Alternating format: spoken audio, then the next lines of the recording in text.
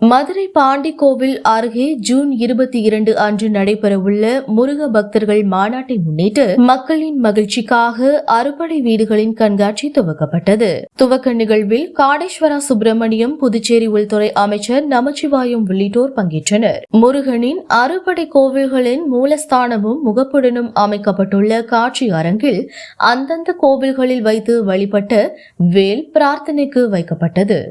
ஒவ்வொரு கோவிலின் சிறப்புகள் குறித்தும் காட்சிப்படுத்தப்பட்டுள்ளன. ஜூன் 22 அன்று பிற்பகலில் கலை நிகழ்ச்சிகள், ஆன்மீக உரைகள், சிறப்புரைகளுடன் மாநாடு நடைபெறவுள்ளது. அன்று மாலை 6 மணிக்கு லட்சக்கணக்கானோர் கந்த சஷ்டி கவசம் பாடும் நிகழ்வுகள் நடைபெறவுள்ளது. இதனைத் தொடர்ந்து புதுச்சேரி உள்துறை அமைச்சர் நமச்சிவாயம் செய்தியாளர்களை சந்தித்து கூறுகையில், முருக பக்தர்கள் மாநாடு அரசியல் சார்பற்றது, அரசியல் உள்நோக்கம் இல்லாதது. ஆன்மீகத்தின் மீதும் முருகன் மீதும் நம்பிக்கை கொண்டவர்கள் எல்லோரும் கலந்து கொள்கிற மாநாடு. அமித்ஷா ஒரு ஆன்மீக அன்பராக மக்களிடத்தில் மாநாட்டை சிறப்பாக நடத்துமாறு கோரிக்கை வைத்துள்ளார்கள். அவரை பாஜக தலைவராக பார்ப்பது அபத்தமானது. முதலமைச்சர் ஸ்டாலினுக்கும் கூட அழைப்பிதழ் கொடுக்க நேரம் கேட்டிருக்கிறோம். அவர் இன்னும் நேரம் கொடுக்கவில்லை. மலை இருக்கும் இடமெல்லாம் முருகனுக்கு சொந்தமானது. தமிழக அரசு எந்த நோக்கத்தில் முருகன் மாநாடு நடத்தியதோ அதே நோக்கத்தில்தான் முருக பக்தர்களின் மாநாடும் நடத்தப்படுகிறது. இதில் எந்த பிளவுவாத நோக்கமும் கிடையாது என கூறினார். இந்த கண்காட்சி முருகன் ஆறுபடை உள்ள முருகன் சிலை மற்றும் அதன் வழிபாடுகளில் தொடர்ந்து செய்து வருகின்றனர். பொதுமக்கள் அனுமதிக்காக காலை 7 மணி முதல் 12 மணி வரை, மதியம் 4 மணி முதல் 8 மணி வரை இந்த முருகன் கண்காட்சி நடைபெற உள்ளது.